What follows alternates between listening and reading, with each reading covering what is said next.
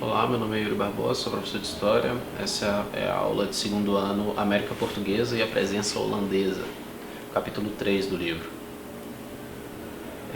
No início da colonização, a gente vai ter esse processo do escambo. Os portugueses chegam no território do Brasil e têm um interesse em metais preciosos que eles vão começando a achar no caminho, por meio do escambo com os indígenas. Além de outros produtos da terra, como as especiarias, que tem grande valor de troca de mercado. A coroa de Portugal vai mandar algumas expedições de exploração e de reconhecimento do território, e vão encontrar o pau-brasil, que vai ser um dos produtos aí iniciais de interesse. Começa a construção de feitorias, lugares aí que você vai ter armazéns, fortificados para você poder guardar essas mercadorias. Os navios vão fazer esse transporte, mas eles demoram alguns meses. Normalmente você vai ter esse navio coletando o que está sendo feito aqui no Brasil, vindo aí 1 ou 2 vezes ao ano, para pegar tudo e levar de uma vez, com vários navios junto, para fazer a proteção das mercadorias também. Esse escambo feito com os indígenas, pelo pau-brasil, os portugueses vão trazer o que? Machados, facas, canivetes, espelhos, são produtos aí úteis para os indígenas no dia a dia, mas que eles não têm acesso, então eles vão ter esse interesse inicialmente aí, Os franceses, vão aproveitar, da rivalidade entre os Tupinambá e os Tupiniquim e vão se unir com os Tupinambá, até porque os Tupiniquim estão junto com os portugueses, E aí vão começar esses conflitos por terra no Brasil, Dom João III vai mandar em 1530 a expedição de Martim Afonso de Souza, que vai combater esses franceses e explorar o litoral do Brasil até o Rio da Prata, lá no extremo sul do Brasil. Ele vai fundar a vila de São Vicente, que vai virar São Paulo lá na frente, E a partir de São Vicente ali vão começar a ser erguidos alguns engenhos, destinados à produção de açúcar, dando início ao processo de colonização. Esses engenhos de açúcar também vão estar muito presentes no Nordeste, porque o solo é muito propício a isso, Aí a gente tem um mapa das capitanias hereditárias. Eu botei esse mapa e é importante vocês repararem porque ele é uma atualização, Quando eu estudava, por exemplo, o mapa das capitanias hereditárias não tinha nenhuma linha na vertical, lá no extremo norte, Esse mapa, feito pelo professor Jorge Pimentel Sintra, ele traz essa atualização e aí muda um pouco esse desenho das capitanias hereditárias. É importante que vocês visualizem. O Império Português, ele vai estar lá em Macau, vai botar na Índia, na África, E ele vai adotar diferentes formas de administração. Uma delas é essa das capitanias hereditárias, Que vai se iniciar nas ilhas do Oceano Atlântico e da Angola Portuguesa. É algo muito similar ao dos adelantados, da América Espanhola, Você tem algumas pessoas que vão ganhar a posse da terra para exploração nos anos iniciais. Então essas pessoas são mandadas para cá e elas têm ali domínio sobre esse território, para fazer o que eles quiserem, administrar. Eles também vão ter algumas obrigações, lógico, Vão ter que pagar alguns impostos, tudo, mas eles são proprietários ali, responsáveis, que têm o direito de exploração desse território, dessas capitanias aí. No caso das capitanias hereditárias de Portugal, eles são chamados de donatários, Na América Espanhola são chamados de adelantados, esses primeiros aí. A capitania hereditária, então, ela é a doação particular do direito de administrar e tirar proveito econômico, dessas faixas de terra. Ela vai ser doada aí para pessoas que prestaram serviço ao Império Português na África, no Oriente, em Portugal. E vão ser divididas aí 15 capitanias entre 12 donatários, Eles vão receber essa terra por meio da carta de doação. E depois vai ter a carta de farol. Essa carta de farol vai ter aí os direitos e deveres, desses donatários. Quais são os deveres aí? Promover a economia, a ocupação da terra, organizar a defesa militar e divulgar a fé cristã em sua capitania, É parte da justificativa do processo de colonização, Catequizar esses povos aí que estão perdidos, Já que eles não acreditam na fé cristã. Os direitos desse donatário, qual é? Administrar e conceder licença de funcionamento a marinhas de sal, moedas de água, engenhos e por aí vai, Ele que vai administrar o território, vai ser o governante ali do território. Ele vai ter livre uso dos escravos e vai ter 39 livre de imposto lá em Portugal, lá em Lisboa. Ele vai cobrar aí rendimentos sobre o pau-brasil, as drogas, as especiarias que são produzidas, além de cobrar imposto sobre os engenhos.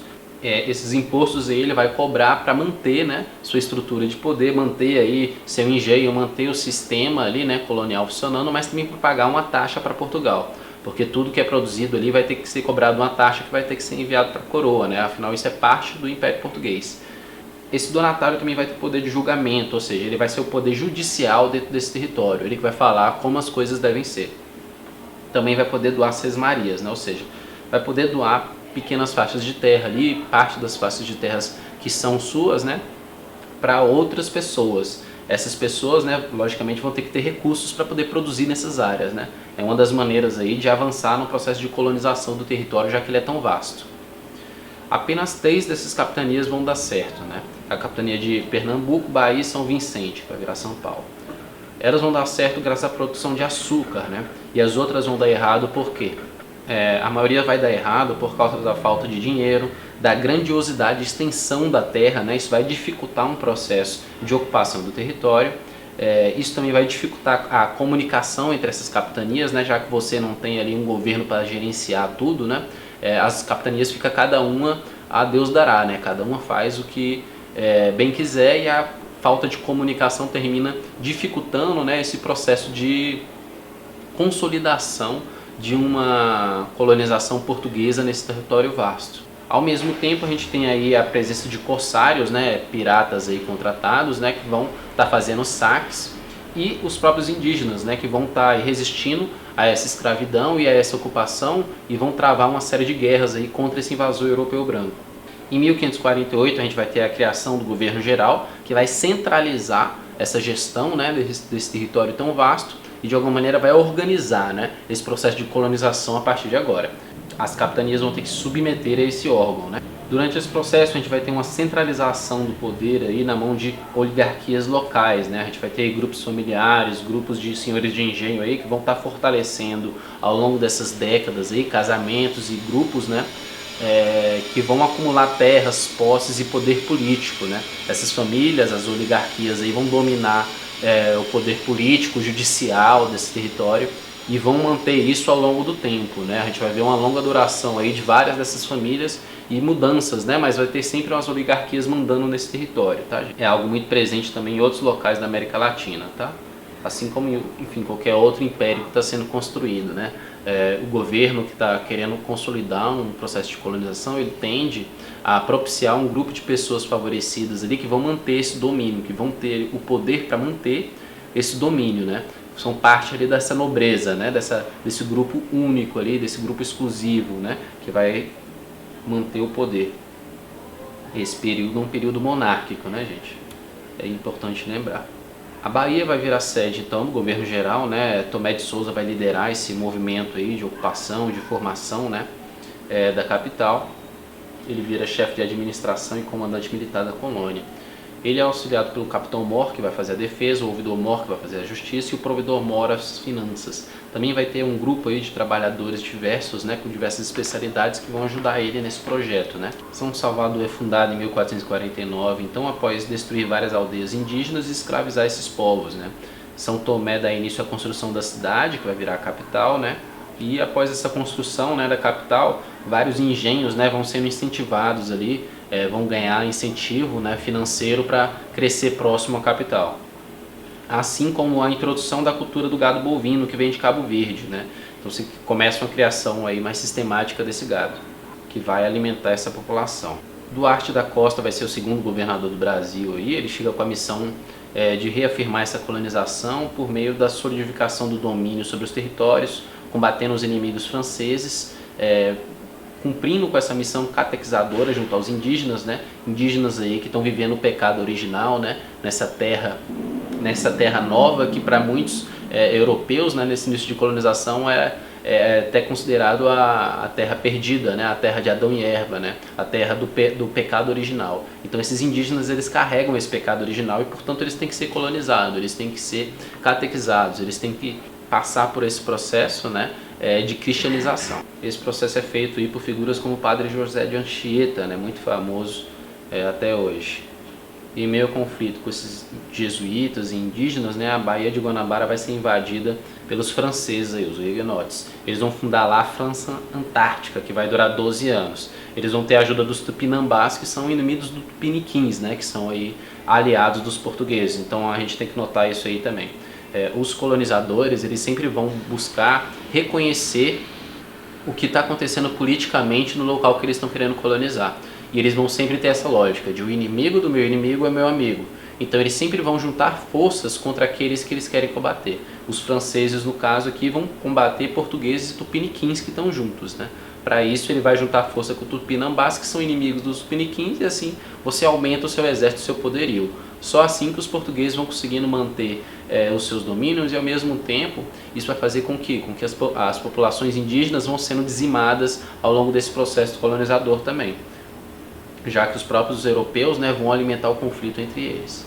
Essa tática aí é usada por Mendes Sá, né, ele vai utilizar da rivalidade entre os povos indígenas, né, e vai se aliar a uma série de povos indígenas aí para vencer essa confederação dos Tamoios, que é uma organização de nativos, né, que estava combatendo essa colonização portuguesa, tá?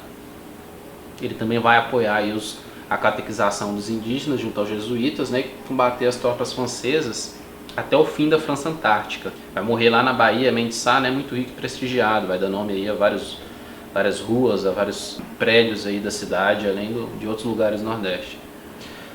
Para manter essa organização do governo central aí, para conseguir manter, né, uma organização desse processo de colonização, o território colonial vai ser dividido em dois momentos. Em 1577 aí, ele vai ser dividido em governo do norte, com capital em Salvador, e governo do sul, com capital no Rio de Janeiro, e num segundo momento, né, em estado do Maranhão e estado do Brasil. E o estado do Maranhão com seu centro político ali em São Luís, e o estado do Brasil com seu centro político em Salvador, tá? Então são duas formas de organização aí que a gente vai tendo ao longo do processo de colonização para facilitar esse domínio colonial e a administração desses territórios, tá? Em Salvador também é criado aí, para manter essa administração, né, as câmaras municipais a partir de lá, né? Lá vai servir como exemplo. Elas vão ter aí 3 ou 4 vereadores, né, um procurador, um escrivão, um tesoureiro, além dos funcionários.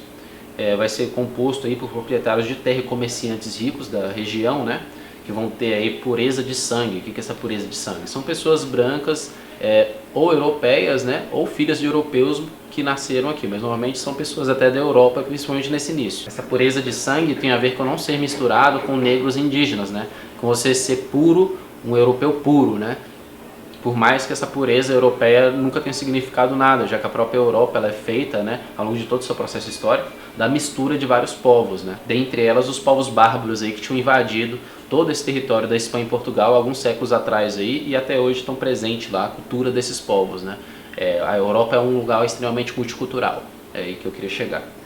As câmaras municipais, então, elas vão administrar a vida pública, né, o espaço urbano e rural, obras públicas, conservação das ruas, limpeza, arborização, coleta de imposto, o abastecimento de comida da cidade e necessidades básicas. Em 1711, a coroa vai intensificar o controle aí, sobre essa coleta de imposto, já que as câmaras estavam perdendo um pouco, né, do seu domínio aí sobre assuntos fiscais de imposto. A economia colonial, a partir de 1530, ela vai ter 3 grandes desafios: achar um produto, achar um capital para poder fazer essa produção, né, e mão de obra para manter. O produto escolhido vai ser a cana-de-açúcar, né? Ele vai ter um alto valor na Europa. A mão de obra utilizada é a escrava, que é a experiência que eles têm, né, os portugueses, a partir da Ilha da Madeira, do Cabo Verde, São Tomé. Já existe esse esquema, né, o que na América do Norte é conhecido como plantation, né? Umas monoculturas que utilizam mão de obra escrava, né, para ser mantidas. Martim Afonso de Souza vai receber mudas e profissionais capacitados lá em São Paulo, né? Assim como o Nordeste também vai receber alguns. E esses engenhos vão ser construídos e vão se espalhando, né, ao longo do território a partir do seu solo favorável, né? É importante a gente lembrar aí da agricultura familiar, né? Ela vai ser essencial aí durante esse processo inicial de colonização, porque essa agricultura familiar vai manter uma diversidade de produtos, né, para ser vendido na feira, e vai manter abastecida a casa das pessoas, né? Os produtos não tem como chegar de Portugal, né, e está tudo se iniciando a produção de alimentos e tudo. Você não tem uma variedade de alimentos ainda. A agricultura familiar que vai manter essa variedade de alimentos, né, dentro da cidade, dentro dos núcleos aí, com aglomeração de pessoas. Além da própria produção dentro do engenho, né? O engenho também produz uma série de alimentos para se manter. Na capital tem instalação aí de um engenho, moenda, bois, trabalhadores para o cultivo, né?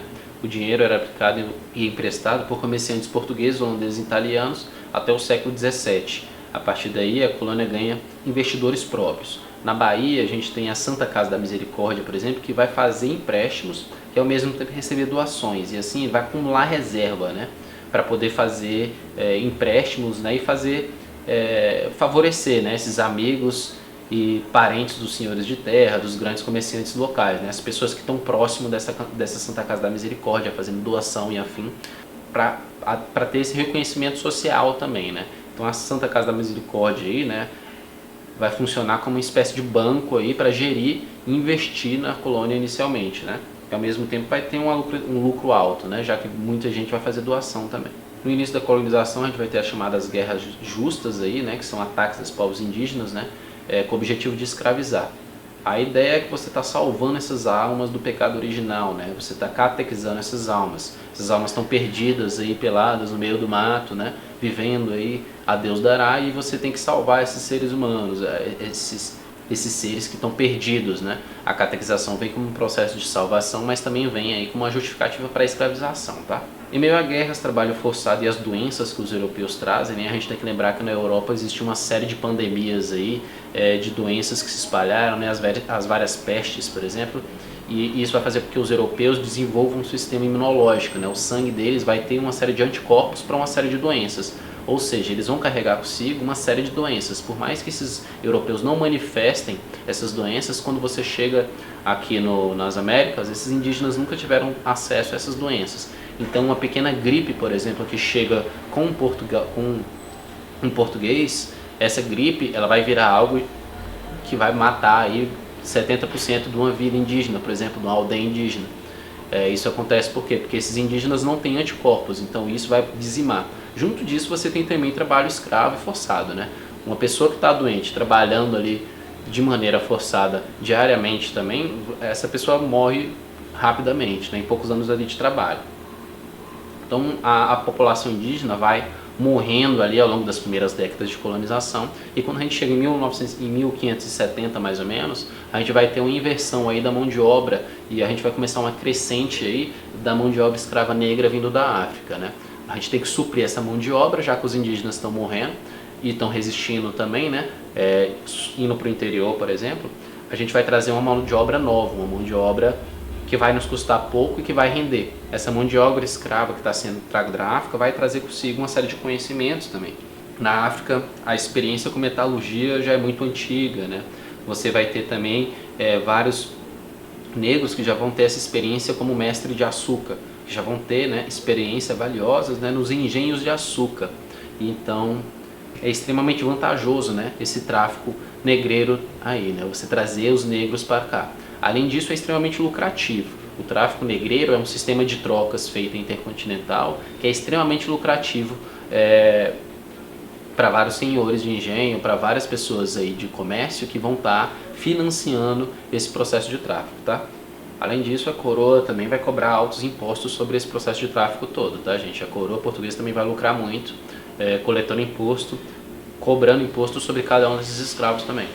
A diversidade agrícola aí nessa América colonial inicial é de muito fumo, aguardente, carne, couro, farinha, cacau, castanha do Pará e salsa. Até hoje são produtos que a gente acha na feira, né? Se a gente for em qualquer feira hoje do Brasil, a gente vai achar produtos como esse. A carne de sol aí, né? Salgada normalmente. Na época não existia geladeira, né? Então tinha que salgar a carne. O tabaco era domesticado pelos indígenas, né? E ele virou algo de muito valor na Europa, né? Muito apreciado na Europa. A falta de alimentos vai levar à formação de pequenas lavouras, para plantação de mandioca, milho e feijão aí, produtos básicos aí para manter nutricionalmente essa população. E vai suprir esse mercado interno aí, né? A produção de engenhos e a pecuária local. Então esses pequenos produtores que eu já falei para você, a agricultura familiar aí presente, né? Pequenos grupos aí produzindo. A sociedade colonial ela é muito diferente, né? Na região sul, por exemplo, a gente vai ter o Rio da Prata, que é uma zona de conflito com espanhóis. A partir do Rio da Prata a gente tem diversos afluentes de rio que vão escoer durante a América. E esses rios são importantes para o escoamento de produção de alimentos, tá? E de produtos, de especiarias e de ouro, tudo que está rodando ali. Os rios são vias, né, de transição para esses barcos aí, de rota comercial. No norte a gente vai ter a América Central aí, facilitando rotas aí de comércio, né, com essa região mais norte ali do Belém do Pará, de São Luís, assim como rotas para a Europa, que são rotas ali bem curtas que você tem, da Inglaterra para lá, por exemplo. A Inglaterra, logicamente, que rapidamente vai chegar nessas regiões para trazer seus tecidos nos séculos seguintes, durante a Revolução Industrial, por exemplo. São regiões próximas ali de escoamento de produção.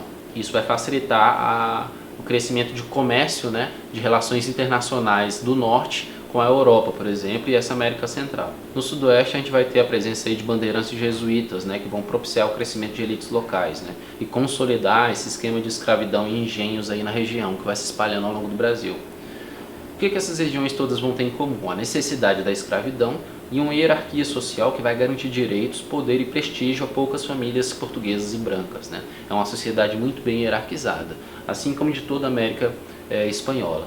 A sociedade colonial açucareira, então, é formada por senhores de engenho brancos e livres, né? E por trabalhadores das plantações, quase sempre negros escravizados. Vai ter administradores, técnicos e artesãos que são compostos por indivíduos escravos, libertos, brancos, mestiços e negros. Os senhores de engenho são donos da cana e das terras. Eles fazem parte da nobreza, né? A nobreza vivenciada por eles na Europa e que eles estão tentando manter aqui. No século XVII vamos já estar um grupo estruturado. Por quê? Porque eles vão ter aí um esquema de uma série de casamentos, né? Que vão manter essas famílias ligadas. O comando da família é sempre por um homem, né? Um patriarca. Ele vai fazer o que ele quiser. As mulheres aqui não têm direito, né, gente? Não tem direito nenhum, essencialmente, né? A mulher é essencialmente um objeto do homem, nesse momento da história, tá? No meio dessa família colonial. Proprietários que exercem o poder local na esfera pública e na esfera privada, ou seja, essas famílias elas vão estar atuando nas câmaras municipais, né? E também vão ser donos, né? Vão ter dinheiro para mandar na esfera privada, nas cidades e tal. Vão formar assim a chamada família senhorial. A gente vai ter os escravizados, né? Vão ser as mãos e os pés dos senhores de engenho, né? Eles vão executar aí todo o trabalho manual, né? Importante a gente lembrar aí que o trabalho manual nesse período da humanidade ele não é valorizado. Valorizado é o trabalho intelectual, né? É algo que se mantém até hoje na realidade, né? Mas é uma ideia muito presente no período, tá? Quem faz trabalho manual é escravo, é gente pobre, é gente que não vale nada, tá? Os escravos não vão ter nenhum direito, né? Não vão poder fazer contratos, não vão poder dispor sobre a sua vida, seus bens, né? Defender sua família, sua integridade física, não podem testemunhar, não podem escolher o trabalho, são limitados, né? Seus costumes também. Eles vão se dividir aí 80% entre escravos do campo, 10% escravos do açúcar e outros 10% escravos domésticos. Mas todos vão trabalhar ao longo da carga diária, né? Em algum momento na fabricação do açúcar, tá? A gente tem que lembrar que eles vão trabalhar do momento que o sol nasce até o momento que o sol se põe, entrando na noite. São pessoas que estão trabalhando aí às vezes 20 horas por dia, tá? Existem também os trabalhadores escravizados aí, né? Que vão dividir suas tarefas com os escravos. Eles trabalham em funções especializadas, como mestre de açúcar, carpinteiro, ferreiro e outros. Tem também o feitor, né? Aquele que vigia e pune, né? Todos esses são serviços essenciais para o engenho e por isso vão ser serviços bem remunerados. Eles eram pagos anualmente, né? E era descontado deles a moradia e a alimentação, reduzido seus salários. Muitas vezes esse salário ficava bem pequeno. Essa condição de você receber o salário e dele você ter abatido a moradia e a alimentação do seu trabalho, hoje em dia é conhecida como trabalho análogo a escravo e é crime, tá? Na justiça do trabalho, tá, gente? Hoje em dia. Os holandeses no Nordeste aí, né, gente? Os holandeses vão invadir o Nordeste 2 vezes. Eles pertenciam aí à Holanda, né, ao Império Espanhol, até a morte do rei Dom Henrique, que deixou o trono vago. O rei Filipe II da Espanha assume o trono, dando início, então, né, à chamada União das Coroas Ibéricas, né? Portugal e Espanha vão se unir e durante esse período os inimigos da Espanha vão tornar-se também, né, inimigos de Portugal, como é o caso da Holanda, né, que está sendo colonizada pelos espanhóis e que vai colonizar o Brasil. Os holandeses vão conquistar sua independência, né, em 1581, com a proclamação das Províncias Unidas, a chamada Holanda, né? Isso por quê? Porque houve um aumento de imposto para custear as guerras e começa a haver uma perseguição constante aos protestantes nos Países Baixos, né? Como é o caso da Holanda. Isso vai gerar uma insatisfação. Os mercadores holandeses aí vão minar, né, o poderio espanhol e para isso eles vão criar a Companhia das Índias Orientais, que tem como objetivo dominar os territórios luso-espanhóis na Ásia. Filipe II vai reagir, proibindo o comércio com os holandeses em seus territórios, mas em 1621 é criada a Companhia das Índias Ocidentais, né? Essa vai buscar o domínio já na África e América, como o caso do açúcar no Nordeste brasileiro. Essas duas companhias, gente, tanto das Índias Orientais quanto das Índias Ocidentais, vão se tornar aí uma das companhias mais ricas de toda a história da humanidade, tá? Ela está no ranking aí das empresas mais ricas do mundo, né, que vai acumular aí trilhões em riqueza, né. A gente vai ter a invasão da Bahia, então, né, Bahia, que é o centro político e de forte economia açucareira no Nordeste, né, vai ser invadido em 1624 por 26 navios aí holandeses. Vai ter Van Dorff à sua frente, né, que vai assumir o poder, e a população luso-brasileira vai se isolar no interior, né, e se organizar contra esses holandeses hereges, né, junto ao bispo Dom Marcos Teixeira, tá, gente? Holandeses hereges por quê? Porque esses holandeses são protestantes, tá, gente? O protestantismo que fez o quê? Aquela linha de pensamento que vai rachar com o Papa, né, e vai pensar, por exemplo, com Lutero, né, aquelas ideias de que, por exemplo, as pessoas têm que ler a Bíblia, né, têm que acessar a Bíblia e não só o padre, né. Então isso tudo vai ser motivo aí de conflito religioso durante o período também, tá? Fique com isso em mente também. A gente acha que tem uma aula sobre isso. A resistência contra os holandeses vão utilizar da guerra de emboscada, né, que vai ser o quê? Surpreender o inimigo na mata fechada, e assim eles vão impedir que os holandeses avancem até os engenhos, né, na área mais adentro do estado. A Espanha vai enviar 52 navios. Em 1625 os holandeses vão bater em retirada. 2 anos depois eles vão voltar, invadir, saquear Salvador e vão aproveitar o seu caminho de volta para a Europa, né, e vão saquear a frota espanhola também, que vai estar levando fornecimento ao Lago de Prata. Então os holandeses aí vão ter aí, nesse ano de 1627 aí, um grande lucro, né, com essa invasão, esse saque e essa captura da frota espanhola. Isso vai dar para eles aí dinheiro, né, para propiciar uma nova invasão, a invasão de Pernambuco. Com o dinheiro saqueado, os holandeses vão conseguir aí recursos e vão invadir o Nordeste a partir de Pernambuco. Em 1630 vão chegar novamente ao litoral, dominar Olinda, Recife. A população vai destruir tudo que pode ser útil, né, para esses invasores e vai fugindo. Vão erguer o arraial de Bom Jesus no interior.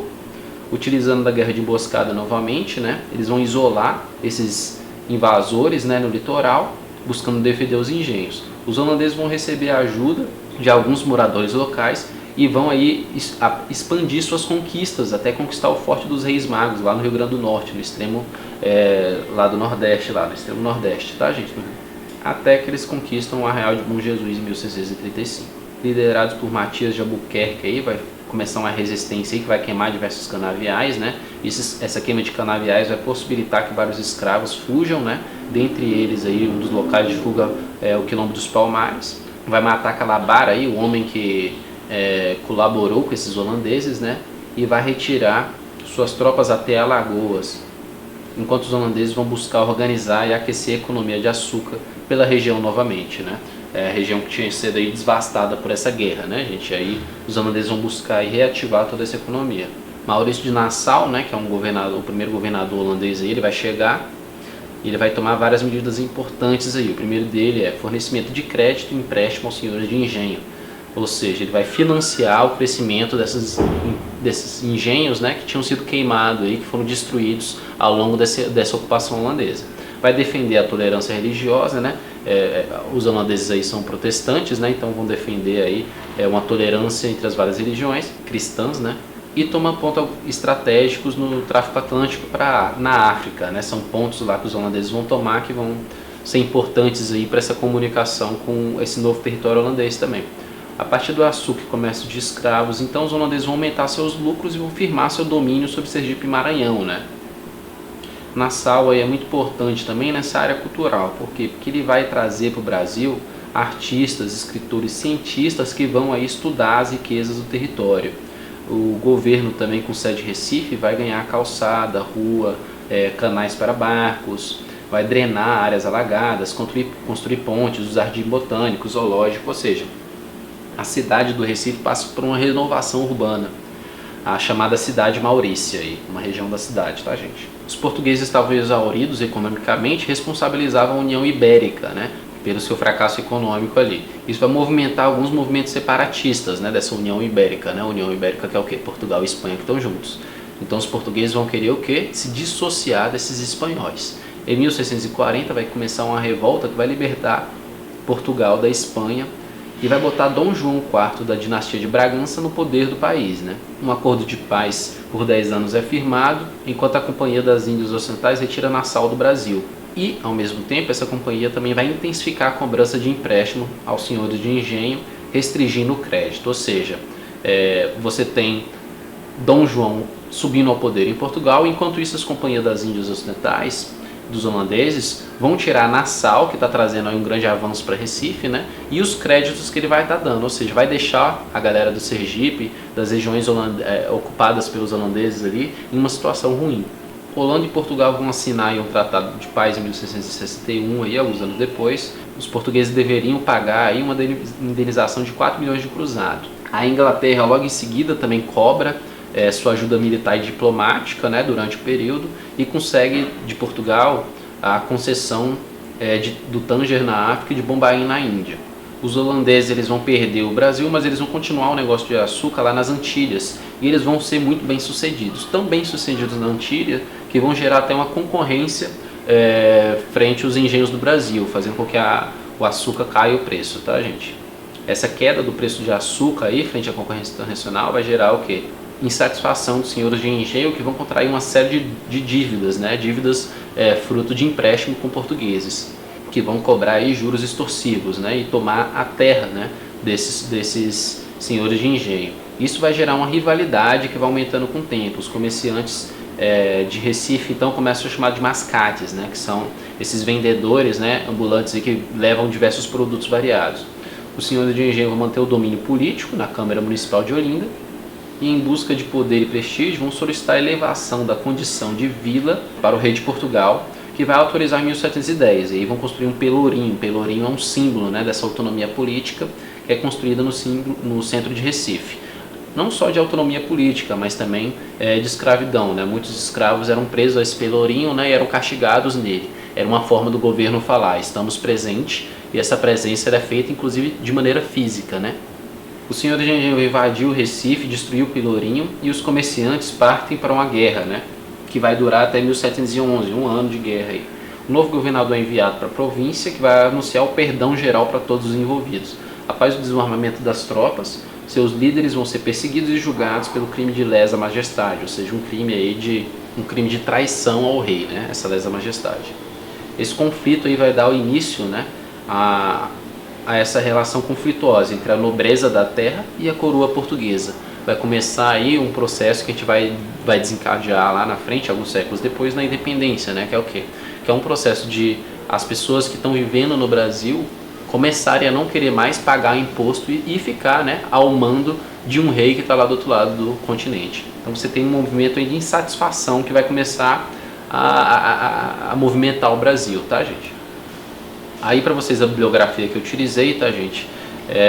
Para fazer a aula, botei alguns museus aí para vocês, alguns ligados à Holanda, outra a esse Recife, a essa memória toda que a gente estudou aí no período final da aula. Botei para vocês também uma série de documentários aí de audiovisual e 3 livros aí que são fontes históricas, tá, gente? Livros aí que são de livre acesso aí, que são do período, tá? São livros interessantes aí que eu normalmente passo trabalho, né? E utilizo trechos desse tipo de documento para a gente fazer trabalho em sala de aula. Como a gente está no período online, eu estou botando esses materiais para vocês tentarem acessar no tempo livre de vocês aí e darem uma olhada aí geral, darem uma olhada nos textos e tal, porque vocês vão conseguir visualizar esse contexto todo que eu fui contando na aula, tá? E é isso, gente. A América Portuguesa e a presença holandesa. Espero que vocês tenham gostado. Até a próxima.